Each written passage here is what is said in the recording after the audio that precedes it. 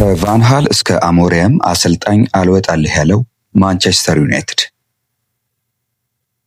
ሰላም ውድ የቻናላችን ተከታዮች እንዴት አላችሁ? ወደ እናንተ ዘውትር በእግር ኳስ አጫጭር መረጃዎችና ፕሮፋይል ነክ በሆኑ ጉዳዮች እየደረስን እንገኛለን።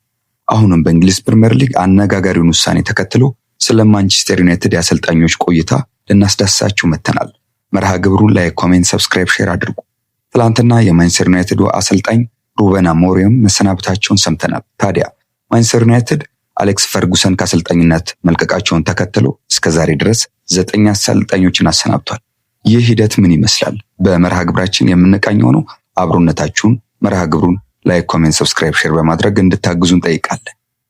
ከቫን ሃል እስከ አሞሪየም አሰልጣኝ አልወጣልህ ያለው ማንቸስተር ዩናይትድ።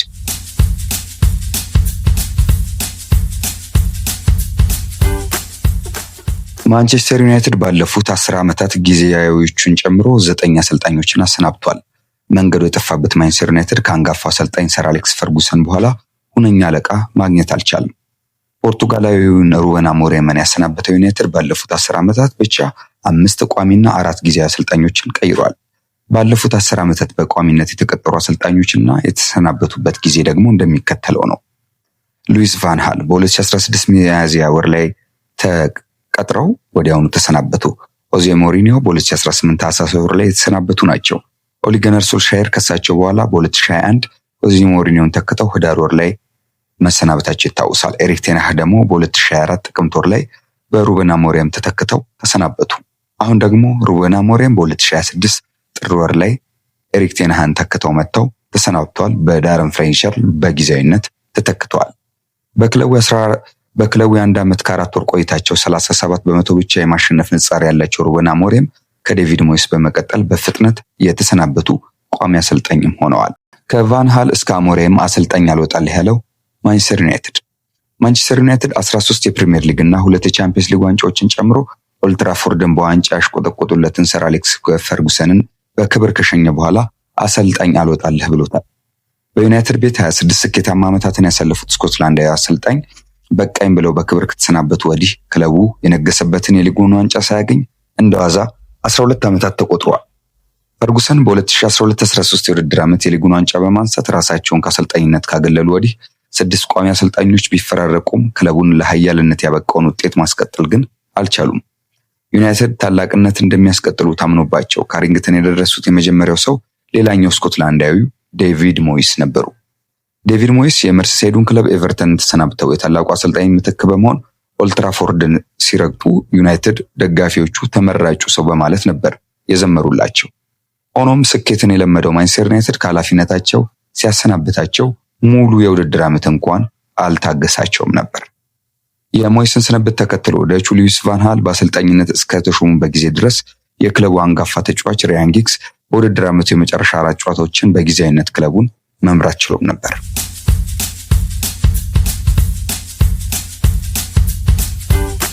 ከባርሴሎና፣ ባየር ሙኒክ እና አያክስ አምስተርዳምን ከመሳሰሉ ቡድኖች ጋር ዋንጫዎችን ማሳካት የቻሉት ቫን ሃል ዩናይትድን ወደ ውጤታማነት እንደሚመልሱት ብዙ ተስፋ ተጥሎባቸው ነበር። ነገር ግን እንደተጠበቀው ሳይሆን በመጀመሪያው ዓመት የኦልድ ትራፎርድ ቆይታቸው ከትችት ማምለጥ አልቻሉም ነበር። በተለይም በቡድናቸው ደካማ የማጥቃት እንቅስቃሴና የተለየ አጨዋወት መንገድ የላቸውም በሚል ሲጠለጠሉ ቆይተው በውድድር ዓመቱ መጨረሻ የኤፍኤ ዋንጫን ማሸነፋቸው ከመሰናበት አልታደጋቸውም። ማንቸስተር ዩናይትድ በዴቪድ ሞይስ እና ሉዊስ ቫን ሃል እየተመራ 2 ደካማ የውድድር ዓመት ካሳለፈ በኋላ ወደ ውጤታማነት ይመልሱታል በሚል በብዙ የታመነባቸው ሆዜ ሞሪኒዮን ሾመ። ራሳቸውን ልዩ ሰው በማለት የሚታወቁት ፖርቱጋላዊ አሰልጣኝ ከቼልሲ ጋር የእንግሊዝ ፕሪሚየር ሊግ ሻምፒዮን መሆናቸውን በማስታወስ ሊጉን ጠንቅቀው ያውቃሉ በሚል ከበርካቶች ድጋፍ አግኝተው ነበር። በስፔኑ ኃያል ክለብ ሪያል ማድሪድ እና በኢንተር ሚላን ስኬታማ የአሰልጣኝነት ጊዜያትን ማሳለፍ የቻሉት እውነትም ልዩ ሰው አስብሏቸው ነበር። ሆኖም በኦልድ ትራፎርድ ነገሮች እንዳሰቡት ያልሆነላቸው ሞሪኒዮ ከዴቪድ ሞይስ እና ቫን ሃል የተሻለ ጊዜ ማግኘት ቢችሉም ከ2 ዓመት ከመንፈቅ ቆይታ በኋላ የቀደሙት አሰልጣኞች እጣ ደርሷቸው እሳቸውም ተሰናበቱ። በተለይም ፖል ፖግባን ከመሳሰሉ ተጫዋቾች ጋር ውዝግብ ውስጥ የገቡ ሲሆን የተጠበቀውን ውጤት ማምጣት አለመቻላቸው ከክለቡ ጋር እህሏቸው እንዲቋረጥ ሰበብ መሆኑም ይነገራል። ሆዜ የዩናይትድን የአውሮፓ ሊግ፣ የካራባውና የኮሚኒቲ ሺልድ ሻምፒዮን ማድረጋቸውና በፕሪሚየር ሊጉ 2ኛ ደረጃን ይዘው እንዲያጠናቀቁ ማስቻላቸው በኦልድ ትራፎርድ ለመሰንበት መተማመኛ አልሆናቸውም።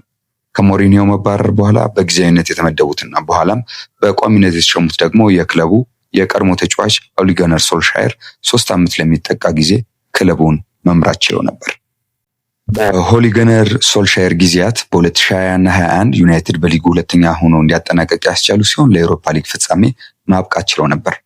ነገር ግን ሶልሻየርን ካሰናበቱ በኋላ ለማይክል ካሪክ ጊዜያዊ ኃላፊነት ሰጥተው የሰር አሌክስ ፈርጉሰንን ሁነኛ ምትክ ማፈላለጋቸውን የቀጠሉት የክለቡ ኃላፊዎች ራልፍ ራኒክን በጊዜያዊነት መሾማቸው አይዘነጋም። በመቀጠል ወደ ኦልድ ትራፎርድ የደረሱት ሌላኛው ኔዘርላንዳዊ ኤሪክ ቴን ሃግ ናቸው። የሊቨርፑልና የማንቸስተር ሲቲ ዘመን በቅርቡ ያከትማል በሚለው ንግግራቸው ነበር ራሳቸውን ያስተዋወቁት። ነገር ግን በአሰልጣኝነት ቆይታቸው እንዳሉትም የማንቸስተር ሲቲና ሊቨርፑልን የበላይነት ከመግታት ይልቅ በክለቡ ታሪክ መጥፎ የሚባሉ ክብረ ወሰኖችን በመጻፍ ደካማ ጊዜ አሳልፈዋል። ኤሪክ ቴን ሃግ በቆይታቸው አንድ ኤፍኤ እና አንድ የካራባኦ ዋንጫ ማሳካት ቢችሉም በተለይም ቡድናቸው በሊጉ የሚያሳየው የሚዋዥቅ አቋም ለስንብታቸው ሰበብ ሆኗል። ከዚያም ለምክትላቸው ሩድ ቫን ኒስተልሮይ ጊዜያዊ ኃላፊነት የሰጠው ክለቡ ሩበን አሞሪምን ወደ ኦልድ ትራፎርድ ማስኮብለሉ ይታወሳል። በተለይም የጨዋታ ስልታቸውን አልቀየርም በሚለው አቋማቸው ግትር ናቸው በሚል የሚተቹበት ሩበን አሞሪም ከ14 ወራት በኋላ ከካሪንግተን እሳቸውን ዕጣው ደርሷቸው ተሰናብተዋል። ሩበን አሞሪም በማንቸስተር ዩናይትድ ቆይታው 14 ወራትን ያሳለፈ ሲሆን በሁሉም ውድድር 63 ጨዋታዎችን መርቷል። በዚህም 24 ጨዋታዎችን ሲያሸንፍ 18 ጨዋታዎችን አቻ ተለያይቷል። 21 ጨዋታዎችን ተሸንፏል። እንዲሁም በ63 ጨዋታዎች ቡድኑ 122 ጎሎችን አስቆጥሮ 114 ጎሎች ደግሞ ተቆጥሮበታል። በአጠቃላይ አሰልጣኙ 38.1 በመቶ የማሸነፍ ንጻሬን አስመዝግቦ ነው ከማንቸስተር ዩናይትድ የተሰናበተው። ታዲያ ባለፉት ዓመታት ጊዜያዊ አሰልጣኞችን ጨምሮ 10 ያህል አሰልጣኞች የመሩት ማንቸስተር ዩናይትድ በቀጣይስ በየትኛው አሰልጣኝ ወደ ቀደመ ከፍታው ይመለስ ሲሆን የሚለው ጊዜ ይመልሰዋል። ይህም ታዲያ ማንቸስተር ዩናይትድ ቋሚ አሰልጣኝ ለመቅጠር እስከ ክረምት ሊጠብቅ ይችላል። ክለቡ በአሰልጣኙ ስንብት ዙሪያ ባወጣው መግለጫ ዳረን ፍሌቸር በጊዜያዊነት ቡድኑን ይረከባል። ማንቸስተር ዩናይትድ በአሰልጣኙ ስንብት ዙሪያ ባወጣው መግለጫ ዳረን ፍሌቸር በጊዜያዊነት ቡድኑን እንደሚረከብ አሳውቋል። ስኮትላንዳዊ አሰልጣኝ እስከ ውድድር ዓመቱ መጨረሻ በዋና አሰልጣኝነት የመዝለቅ ዕድሉ ሰፊ እንደሆነ ዘ አትሌቲክ የዘገበ ሲሆን ፍሌቸር ባይሆን እንኳን በውድድሩ መሃል የሚመጣ ሌላ አሰልጣኝ ከጊዜያዊነት ያለፈ ሚና እንደማይሰጠው ተገልጿል። ማንቸስተር ዩናይትድ በሩበን አሞሪም ላይ የሰራውን ስህተት ላለመድገም ይጥራል ተብሏል። ክለቡ ኤሪክ ቴን ሃግን ካሰናበተ በኋላ ሩበን አሞሪምን ያመጣው ህዳር ወር 2024 ላይ እንደነበር ይታወሳል። ይህም ክለቡ በፕሪሚየር ሊጉ ዝቅተኛውን ደረጃ 15ኛ ይዞ እንዲያጠናቀቅ ምክንያት እንደሆነ ይነገራል። ክለቡ ምንም እንኳን ቅጥሩን ከክረምት ላይ ያደርጋል ቢባልም አሰልጣኝ ፍለጋውን አሁን ይጀምራል ተብሎ ይጠበቃል። ቡድኑ የፊታችን ረቡዕ ከበርንሌይ ጋር በሚያደርገው ጨዋታ በጊዜያዊ አሰልጣኙ ዳረን ፍሌቸር ይመራል ነው የተባለው።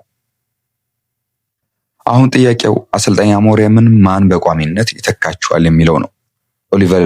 ኦሊቨር ግላስነር፣ ጋሬዝ ሳውዝጌት፣ ሚካኤል ካሪክ፣ ዣቪ ሄርናንዴስ፣ ቶማስ ቱኸል፣ ዳረን ፍሌቸር እና ዚነዲን ዚዳን በቡድኑ የበላይ መሪዎች ዘንድ በእጩነት መቅረባቸውን ሮይተርስ ዘግቧል።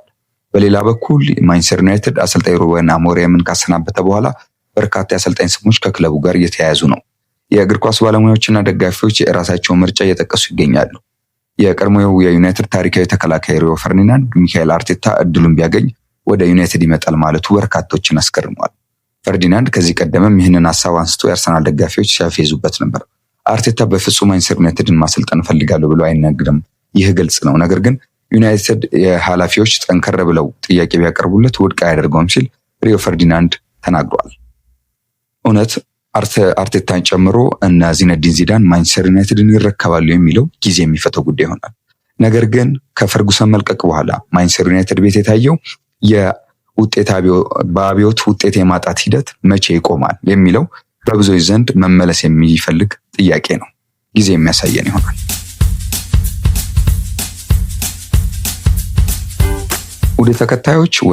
ወደ ተከታዮቻችን ወደ እናንተ በእንግሊዝ ፕሪሚየር ሊግ የሩበን አሞሪምን መሰናበት አስመልክቶ በማንቸስተር ዩናይትድ ቤት በአለፉት 10 ዓመታት የተሰናበቱ 10 አሰልጣኞችን ወደ እናንተ አድርሰናል። በዚህ ጥንቅራችን ከአሰልጣኝ ፈርጉሰን መልቀቅ በኋላ በማንቸስተር ዩናይትድ ቤት የታዩ ለውጦችን እንዲሁም በማንቸስተር ዩናይትድ ቤት እነማን መጥተው ወዴት ሄዱ፣ ምን ያህል ጊዜ ቆዩ የሚሉ ጉዳዮችን ዳሰናል። ሩበን አሞሪም መሰናበታቸውን ተከትሎ ማንቸስተር ዩናይትድ 13 ሚሊዮን ፓውንድም ካሳ መክፈሉ የጥንቅራችን ማሳረጊያ መረጃ ነው።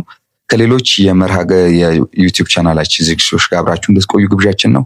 ለአሁን ወደ እናንተ የደረስንበት የማንቸስተር ዩናይትድ የአሰልጣኝ ስንብትና ቆይታው ምን ይመስላል የሚለው ዳሰሳችን ይህን ይመስል ነበር። ዘወትር አጋርነታችሁን ላይክ፣ ኮሜንት፣ ሰብስክራይብ፣ ሼር በማድረግ አሳዩን። ሰላም።